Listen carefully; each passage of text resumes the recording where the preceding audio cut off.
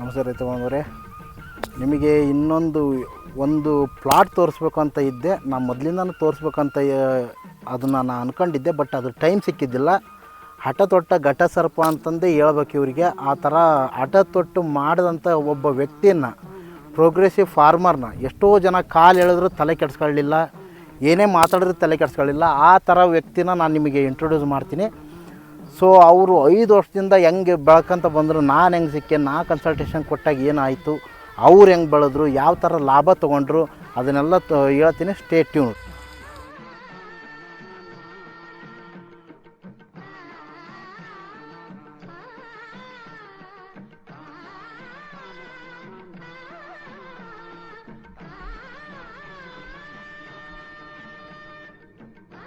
ನಮಸ್ತೆ ಕೃಷಿ ಬಾಂಧವರೇ, ನಾನು ಆವಾಗಲೇ ಹೇಳಿದ್ದೆ, ಹಠ ತೊಟ್ಟ ಘಟ ಸರ್ಪ ಒಬ್ರು ಇದ್ದಾರೆ. 5 ವರ್ಷದಿಂದ ಚಾಲೆಂಜಿಂಗಾಗಿ ತೊಗೊಂಡು ಮಾಡಬೇಕು ಅಂತ ನಿಂತ್ಕೊಂಡು ಬೆಳೆದು ಎಲ್ಲರಿಗೂ ಒಂದು ಮಾದರಿಯಾಗಿ ತೋರಿಸಿ ಚೆನ್ನಾಗಿ ಲಾಭ ಪಡ್ಕೊಂಡಂಥ ವಿಜಯ್ ಅಂತಂದೇಳಿ ಆವಾಗಲೇ ಹೇಳಿದ್ದೆ. ಅವ್ರ ತಂದೆಯವರು ಇದ್ದಾರೆ. ಅವ್ರ ತಂದೆಯವರು ಆ್ಯಕ್ಚುಲಿ ಸ್ಟಾರ್ಟಿಂಗ್ ಬೇಡ ಅಂತ ಹೇಳಿದ್ರಂತೆ. ಸರ್ ನೀವೇನು ಹೇಳಿದ್ರಿ? ನಾನು ಬೇಡ ನಮ್ಮ ಕೈಯಿಂದ ಆಗಲ್ಲ ಅದನ್ನು ಅಂತ ಹೇಳ್ತಿದ್ದು. ನಮ್ಮ ಮಗ ಚಾಲೆಂಜ್ ಮೇಲೆ ಮಾಡಿ ಬೆಳೆದಿದ್ದಾನೆ. ಇವತ್ತು ಖುಷಿ ಆಗ್ತಿದ್ದೆ. ನಾನು ಬೇಡ ಅಂದಿದ್ದು, ಇವತ್ತು ನಾನು ಅಂದಿದ್ದು ಅವತ್ತು ಏನಾರ ಅವ್ನು ಇದು ಮಾಡಿದರೆ ತಪ್ಪು ಮಾಡ್ಕೊಂಡಂಗೆ ಆಗೋದು ನಾನೇ. ಇವತ್ತು ಅವನು ಬೆಳೆದಿರೋದಕ್ಕೆ ನೋಡಿ ನಮಗೆ ಖುಷಿ ಆಗ್ತಾಯಿದೆ. ಸರ್ಕಾರವು ಔಷಧಿ ಹೇಳಿದಂಗೆ ಕೇಳ್ಕೊಂಡು ನಮ್ಮ ಮಗ ಮಾಡಿದ್ದಾನೆ. ಅವ್ರ ಕಡೆಯಿಂದಲೇ ಇಷ್ಟೆಲ್ಲ ಬೆಳೆಯೋಕ್ಕೆ ಮಾಡೋಕ್ಕೆ ಎಲ್ಲದಕ್ಕೂ ಕಾರಣ ಆಗಿರೋದು. ಅವರು ಸ್ಪಾಟ್ ಎಲ್ಲ ವಿಸಿಟ್ ಮಾಡಿ ಎಲ್ಲ ನಮಗೆ ಔಷಧಿ ಎಲ್ಲ ತೋರಿಸಿ ಕೊಟ್ಟು ಎಲ್ಲ ಮಾಡಿಸಿದ್ದಾರೆ ನಮ್ಮ ಮಗನ ಕೈಯಿಂದ. ಸರ್ ನಿಮಗೆ ಖುಷಿಯಾಗಿದೆಯಾ? ನೋಡಿ, ಖುಷಿಯಾಗಿದೆ. Thank you sir. ನಮಸ್ತೆ ಕೃಷಿ ಮಿತ್ರರೇ, ರೈತ ಬಾಂಧವರೇ, ವೆಲ್ಕಮ್ ಟು ಯೂಟ್ಯೂಬ್ ಚಾನಲ್ ಕೃಷಿ ಮಿಡಿತ. ನಾನು ನಿಮಗೆ ಮೊದಲಿಂದನೇ ಹೇಳ್ತಾ ಇದ್ದೀನಿ, ಒಂದು ಘಟ ಸರ್ಪ ಇದೆ, ಹಠ ತೊಟ್ಟ ಘಟ ಸರ್ಪ ಅಂತ ಹೇಳ್ತಾ ಇದ್ದೆ. ಅವ್ರು ಯಾರಲ್ಲ, ವಿಜಯ್ ಅಂತ. ವಿಜಯ್ ಅವರು ನಮಸ್ತೆ. ನಮಸ್ತೆ ಸರ್. ವಿಜಯ್ ಅವರು ಸ್ಟಾರ್ಟಿಂಗ್ ಇದೇ 5 ವರ್ಷ 6 ವರ್ಷದಿಂದ ಹೆಂಗೆ ಮಾಡ್ತಿದ್ರು, ಇವಾಗ ಹೆಂಗೆ ಮಾಡಿದ್ರು, ಹೆಂಗೆ ಅವ್ರ ಕೋಟಿ ಪ್ರಾಫಿಟ್ನ ಹೆಂಗೆ ನೋಡಿದರು, ಅವ್ರು ಏಳು ಬೀಳು ಏನು ಮಾಡಬೇಕಾದ್ರೆ ಎಷ್ಟು ಜನ ನಕ್ಕರು, ನಾ ಸಿಕ್ಕಾದ್ಮೇಲೆ ಏನು ಮಾಡಿದರು, ಯಾವ ಥರ ಚೇಂಜಸ್ ಮಾಡ್ಕೊಂಡ್ರು, ಯಾವ ಥರ ಬೆಳೆದ್ರು, ಅದನ್ನೆಲ್ಲ ಅವ್ರ ಬಾಯಿಂದನೇ ಕೇಳಬೇಕು. ಅದಕ್ಕಾಗಿ ಇಷ್ಟು ದಿನ ವೇಟ್ ಮಾಡಿದ್ದು. ವಿಜಯ್ ಅವರು ನಮಸ್ತೆ. ನಮಸ್ಕಾರ. ನಿಮಗೆ ಮೊದಲು ಏನೇನು ಮಾಡಿದ್ರಿ, ಇವಾಗ ಏನು ಮಾಡ್ತಾಯಿದ್ದೀರಿ, ಮೊದಲು ಏನೇನಾಗಿತ್ತು, ನಿಮ್ಮ ಪ್ರಾಬ್ಲಮ್ ಎಲ್ಲ ಏನೇನು ಫೇಸ್ ಮಾಡಿದ್ರಿ, ಅಂದರೆ ನೆಕ್ಸ್ಟ್ ಯೂತ್ಸು ಬೆಳಿಬೇಕಂದ್ರೆ ಅವ್ರಿಗೇನು ಸಜೆಷನ್ ಕೊಡ್ತೀರಾ, ಅದನ್ನೊಂದು ಸ್ವಲ್ಪ ನೀವು ನಿಮ್ಮದು ಒಪಿನಿಯನ್ನು, ನಿಮ್ಮ ಎಕ್ಸ್ಪೀರಿಯನ್ಸ್ನ ಶೇರ್ ಮಾಡ್ಬೇಕು ಸರ್. ಬಾಂಧವರೇ, ಎಲ್ಲರಿಗೂ ನಮಸ್ಕಾರ. ನನ್ನ ಊರು ತರೀಕೆರೆ ತಾಲೂಕು, ಚಿಕ್ಕಮಗಳೂರು ಡಿಸ್ಟಿಕ್ಕು, ಉಡೇವ ಗ್ರಾಮ. ನಾನು 7ನೇ ವರ್ಷದ ಶುಂಠಿ ಬೆಳೆದಿದ್ದೀನಿ ಈ ವರ್ಷ. ಇದರಲ್ಲಿ 6 ವರ್ಷಗಳಿಂದನೂ ನಾನು ಸತತವಾಗಿ ಕರ್ಣಣ್ಣ ಅವ್ರನ್ನ ಸಜೆಷನ್ನಾಗಿ ತಗೊಂಡಿದ್ದೀನಿ. ಈ ಮಟ್ಟಕ್ಕೆ ನಾನು ಬರೋದಕ್ಕೆ ಅವರು ಪೂರ್ವಭಾವಿಯಾಗಿ ತುಂಬ ಶ್ರಮಪಟ್ಟಿದ್ದಾರೆ. ಆದ್ದರಿಂದ ಸ್ವಲ್ಪ ಅದ್ರ ಬಗ್ಗೆ ವಿಶ್ಲೇಷಣೆ ಕೊಡೋಣ ಅಂತ ಇವತ್ತು ಅಂದ್ಕೊಂಡಿದ್ದೀನಿ. ನಾನು ಮೊದಲನೇದಾಗಿ ಲೊಕೊಳ್ಳಿಯಿಂದ ಔಷಧಿ ತರೋದಕ್ಕೆ ಗೊತ್ತಿರಲಿಲ್ಲ ನನಗೆ. ಹಿಂಗೆ ಯಾರೋ ಹೇಳಿದ್ರು ಅಂತೇಳಿ ಅಲ್ಲಿಂದ ಔಷಧಿ ತಗೊಂಬರ್ತಿದ್ದೆ. ಅವರು ಅಲ್ಲಿ ಆ ಅಂಗಡಿಯವರು, ನಮ್ಮ ಡಾಕ್ಟ್ರು ಬರ್ತಾರೆ, ಒಂದು ಸಲ ಅವ್ರನ್ನ ಕಾಂಟ್ಯಾಕ್ಟ್ ಮಾಡಿ ಕರ್ಕೊಂಡು ಹೋಗು ಅಂತ ಹೇಳಿದ್ರು. ಅವರು ಪೂರ್ಣ ಮನಸ್ಸಿನಿಂದ ನನಗೆ ಅವತ್ತು ಸಿಕ್ಕಿದ್ದರು. ಇಲ್ಲಿವರೆಗೂ ನನಗೆ ಶ್ರಮಪಟ್ಟು ಹೇಳ್ಕೊಟ್ಟು ನನ್ನ ಈ ಇಡೀ ಊರಿಗೆ ಗುರುತಿಸೋಂಗೆ ಮಾಡಿದ್ದಾರೆ.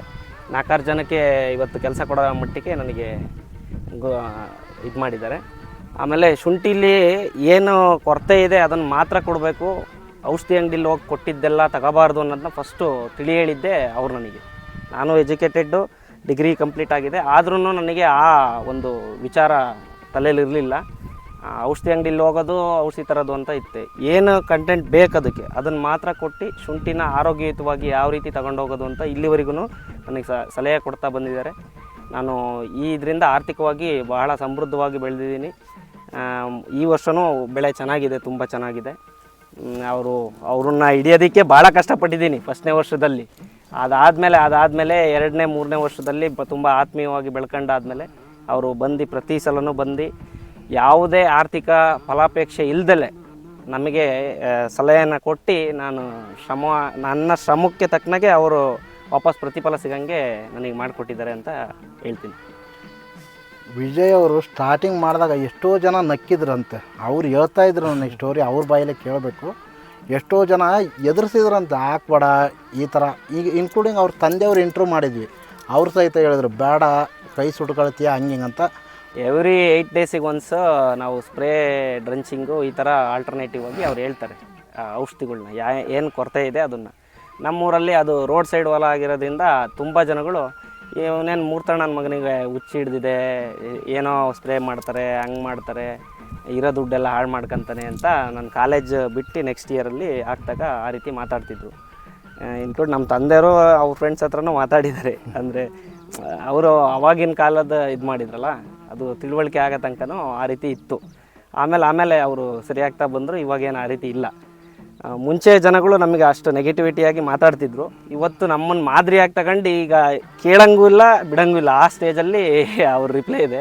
ಆದರೂ ನನಗಾದಷ್ಟು ನನ್ನ ಹತ್ರ ನಾನು ಇಲ್ಲಿವರೆಗೂ ಬೀಜಕ್ಕೆ ಶುಂಠಿ ಕೊಟ್ಟಿರೋದು, ಒಂದು ಚೀಲನೂ ಮಾರ್ಕೆಟಿಗೆ ಯಾವತ್ತೂ ಮಾರಿಲ್ಲ. ಪುಡಿ ಶುಂಠಿ ಮಾತ್ರ ಮಾರ್ಕೆಟಿಗೆ ಕೊಟ್ಟಿದ್ದೀವಿ. ಪ್ರತಿಯೊಬ್ಬರು ನನ್ನ ಹತ್ರ ತಗೊಂಡೋಗಿರೋರು ಎಲ್ಲರೂ ಸಕ್ಸಸ್ಫುಲ್ಲಾಗಿ ಬೆಳೆದಿದ್ದಾರೆ, ಅವರು ಮಾರಿದ್ದಾರೆ. ಪ್ರತಿ ವರ್ಷವೂ ನಾನು ಬೀಜಕ್ಕೆ ಕೊಟ್ಟವರಿಗೆ ನಾನು ಸಲಹೆನ ಆದಷ್ಟು ಕರ್ನಾಟಕವ್ರ ಸಲಹೆ ತಗೊಳ್ರಿ ಅಂತ ಹೇಳಿದ್ದೀನಿ. ಅದನ್ನು ಬಿಟ್ಟು ಈ ಥರ ಅವ್ರ ನಂಬರ್ ಕೊಟ್ಟು ಅವ್ರ ಕಾಂಟ್ಯಾಕ್ಟಲ್ಲಿ ಇದ್ದಾರೆ. ಇನ್ನು ನಾನು ಆದಷ್ಟು ಸಲಹೆನ ಕೊಡ್ತಾಯಿದ್ದೀನಿ. ಸರ್ ನೀವು ಎಷ್ಟು ಪ್ರಾಫಿಟ್ ನೋಡಿದರೆ ಒಂದು ಸರಿ ನಿಮ್ಮ ಬಾಯಿಂದನೇ ಹೇಳ್ಬಿಡಿ ಸರ್. ಇದು ಒಂದು 25ನೇ ವರ್ಷದಿಂದ ನಾನು ಶುಂಠಿ ಬೆಳೆಯೋಕ್ಕೆ ಸ್ಟಾರ್ಟ್ ಮಾಡಿದ್ದು. ನೆಕ್ಸ್ಟ್ನೇ ವರ್ಷ 2ನೇ ವರ್ಷದಿಂದ ಕರ್ನಾಟಕವ್ರ ಸಜೆಷನ್ ಆದಮೇಲೆ ನಾನು ತುಂಬ ಶುಂಠಿಲಿ ಆರ್ಥಿಕವಾಗಿ ಸಬಲ ಹಾಕ್ಕೊಳ್ತಾ ಬಂದಿದ್ದೀನಿ. ಹತ್ತತ್ರ 1 crore ಜಾಸ್ತಿ ಈಗ ಆಲ್ರೆಡಿ ಅರ್ನಿಂಗ್ಸ್ ಮಾಡಿದ್ದೀನಿ. ಈ ವರ್ಷವೂ 5.25 ಎಕರೆ ಶುಂಠಿ ಹಾಕಿದ್ದೀನಿ. ಇದು 450 ಚೀಲ 500 ಚೀಲ ಎಕರೆಗೆ ಇಳುವರಿ ಬರೋ ಎಲ್ಲ ಅಂಶಗಳು ನಿಮ್ಮ ಕಣ್ಣು ಮುಂದೆನೇ ಇದೆ. ಇದರಿಂದ ಕರ್ನಾಟಕವ್ರಿಗೆ ಮತ್ತೊಮ್ಮೆ ಥ್ಯಾಂಕ್ಸ್ ಹೇಳೋಕ್ಕೆ ಇಷ್ಟಪಡ್ತೀನಿ. ರೈತ ಮಿತ್ರರೇ, ಯಾವುದೇ ಯುವಜನರಿರಲಿ ಮಾಡಬೇಕು ಅಂದವರು ಮಾದರಿಯಾಗಿ ತೊಗೊಳ್ಳಿ, ಎಕ್ಸಾಂಪಲ್ ಆಗಿ ತೊಗೊಳ್ಳಿ. ಎಷ್ಟೋ ಜನ ಬೇಡ ಅಂದರು, ನಿಮ್ಮ ಕೈಯಲ್ಲಿ ಆಗಲ್ಲ ಅಂತ ಹೇಳಿ ಎಷ್ಟೋ ಜನ ಇನ್ನು ನಕ್ಕಿದ್ದಾರೆ ಸಹಿತ. ಇವ್ರು ಆಲ್ರೆಡಿ ನನ್ನ ಹತ್ರ ಶೇರ್ ಮಾಡಿದರು, ಬಟ್ ಅದನ್ನು ಹೇಳ್ತಾ ಇದ್ದೀನಿ. ಬಟ್ ಇವಾಗ ಇವ್ರ ಹತ್ರ ಬಂದು ಸಜೆಷನ್ ಕೇಳ್ತಾರೆ. ಅಂದರೆ ಐ ಮೀನ್ ಡಾಕ್ಟ್ರ್ ಆಗಿದ್ದಾರೆ ಇವರು. ಏನು ಕೊರತೆ ಐತಿ, ನಾನು ಜಾಸ್ತಿ ಈಗೇನಿಲ್ಲ ಅಣ್ಣ, ಇದು ಕೊರತೆ ಆಗಿದೆ ಸರ್, ಇದು ಕೊರತೆ ಆಗಿದೆ, ಇದನ್ನು ಮಾಡ್ತೀನಿ, ಓಕೆ ಅಷ್ಟೇ ಕೇಳ್ತಾ ಇರೋದು. ನಿಮ್ಮದು ಯುವಜನರಿಗೆ ಏನಾದ್ರು ಒಂದು ಅಡ್ವೈಸ್ ಇದ್ರೆ ಕೊಟ್ಬಿಡಿ ಸರ್. ಔಷಧಿ ಅಂಗಡಿಗಳಿಗೆ ಹೋಗಿ ಅದು ಕೊಟ್ಟರು ಇದು ಕೊಟ್ಟರು ಅಂತ ತಂದು ತಿಂಗಳಿಗೆ ಒಂದು ಔಷಧಿ ಹೊಡಿಯೋಕ್ಕಿಂತ ಕರ್ಣಣ್ಣ ಅಂಥವ್ರನ್ನ ಕಾಂಟ್ಯಾಕ್ಟಲ್ಲಿ ಇಟ್ಕೊಂಡ್ರೆ ಆರ್ಥಿಕವಾಗೂ ಕಡಿಮೆ ಖರ್ಚಲ್ಲೂ ಮುಗಿಸ್ಬೋದು. ಅದನ್ನು ಒಳ್ಳೆ ಇಳುವರಿಯಾಗಿ ಪಡಿಬೋದು ಈ ಬೆಳೆಯಲ್ಲಿ. ರೈತರು ಏನಾರು ಮುಂದೆ ಮಾಡ್ತೀವಿ ನಾವು ಇದನ್ನು ಕಾನ್ಸಂಟ್ರೇಟಿವ್ ಆಗಿ ತಗೊಂಡು ಒಳ್ಳೆ ಆರ್ಥಿಕವಾಗಿ ತಗೊಳ್ತೀವಿ ಇದನ್ನು ಅಂತ ಹೇಳಿದ್ರೆ ಏನು ಮಾಡಬೇಕು ಅಂತ ಹೇಳಿದ್ರೆ ಸಿಸ್ಟಮ್ಯಾಟಿಕ್ಲಿ ಮಾಡಬೇಕು. ಅದಕ್ಕೆ ಏನು ಬೇಕೋ ಅದನ್ನು ಕೊಟ್ಟು ಅದನ್ನು ಅಷ್ಟನ್ನೇ ಮಾತ್ರ ಕೊಡಬೇಕು ಅನ್ನೋದು ಫಸ್ಟ್ ತಿಳ್ಕೊಂಡ್ರೆ ನಾವು ಆಲ್ರೆಡಿ ಬೆಳೆದ್ವಿ ಅಂತ ಲೆಕ್ಕ ಅಂತ ನಾನು ಹೇಳೋಕ್ಕೆ ಇಷ್ಟಪಡ್ತೀನಿ. ಆದಷ್ಟು ಇಲ್ಲಿ ನಾನು ತುಂಬ ಫೀಲ್ಡ್ ವಿಸಿಟ್ ಮಾಡ್ತೀನಿ. ಅಲ್ಲಿ ಮಾಡಿದಾಗ ಅವರಿಗೆ ಸಜೆಸ್ಟು ಮಾಡಿದ್ದೀನಿ, ಈ ಕಡೆಯಿಂದ ಬೀಜ ಒಯ್ಯಿರಿ, ಚೆನ್ನಾಗಿದೆ, ಸೀಡ್ಸು ಚೆನ್ನಾಗಿದ್ದಾವೆ, ಕ್ವಾಲಿಟಿ ಇದ್ದಾವೆ, ಮತ್ತು ಲೆಸ್ ಫಂಗಿಸೈಡ್ಸು ಮತ್ತು ಇನ್ಸೆಕ್ಟಿಸೈಡ್ ಯೂಸ್ ಮಾಡಿರೋದಿಲ್ಲ ಸರ್. ನಿಮಗೆಲ್ಲ ಹೇಳ್ತಾನೆ ಬಂದವ್ರೆ, less fungicide less insecticide, only nutrition, balanced plant nutrition. ನಮ್ಮ ವರ್ಕ್ ಮಾಡೋ ಪ್ರಿನ್ಸಿಪಲೇ ಅದು, ಬ್ಯಾಲೆನ್ಸ್ಡ್ ಪ್ಲಾಂಟ್ ನ್ಯೂಟ್ರಿಷನ್. ಅದ್ರ ಮೇಲೆ ಕೊಡ್ತಾ ಇರೋದ್ರಿಂದ ಈ ಥರ ಚೆನ್ನಾಗಿ ಬಂದಿದೆ. ನೀವು ನೋಡ್ಬೋದು, ಫೀಲ್ಡ್ ನಿಮ್ಮ ಎದುರಿಗೆ ಇದೆ, ರಿಸಲ್ಟ್ ನಿಮ್ಮ ಎದುರಿಗೆ ಇದೆ, ನೀವು ನೋಡ್ಬೋದು. ನೀವು ನೆಕ್ಸ್ಟ್ ಮಾಡಬೇಕು ಅಂದರು ಸೀಡ್ಸ್ ನಮಗೆ ಚೆನ್ನಾಗಿರೋ ಕ್ವಾಲಿಟಿ ಸೀಡ್ಸ್ ಸಿಗ್ತಾವ ಇಲ್ಲ ಆ ಥರ ಏನಾದರೂ ಟೋಟಲ್ ಇವ್ರ ನಂಬರ್ ಹಾಕಿರ್ತೀನಿ, ಬೇಕಾದ್ರೆ ಡೈರೆಕ್ಟ್ ಇವ್ರಿಗೆ ಕಾಲ್ ಮಾಡ್ಬೋದು. ನೀವು ಏನು ತೊಂದರೆ ಇಲ್ಲ, ಇವ್ರಿಗೆ ಕಾಲ್ ಮಾಡಿ ಸಜೆಷನ್ ತೊಗೊಳ್ಳಿ. ನಿಮ್ಗೇನಾದರೂ ಇನ್ನೂ ಮೋರ್ ಇನ್ಫಾರ್ಮೇಷನ್ ಬೇಕಂದ್ರೆ ನಾನು ಕನ್ಸಲ್ಟೇಷನ್ ಕೊಡ್ತೀನಿ. ಬೆಳೀರಿ, ರೈತರು ಚೆನ್ನಾಗಿ ಬೆಳಿಬೇಕು, ಇಳುವರಿ ಚೆನ್ನಾಗಿ ತೆಗಿಬೇಕು. ರೇಟಿಂದೆಲ್ಲ ಮೇಲೆ ಬಿಟ್ಟಿದ್ದು, ನಮ್ಮ ಕೈಗೆ ರೇಟಿಂದಿಲ್ಲ.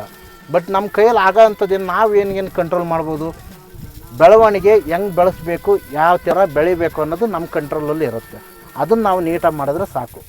ಅದನ್ನ ಹೇಳ್ತಾ ನಾನು ಈ ಮಾತನ್ನು ಮುಗಿಸ್ತೀನಿ. ಥ್ಯಾಂಕ್ ಯು, ಧನ್ಯವಾದ.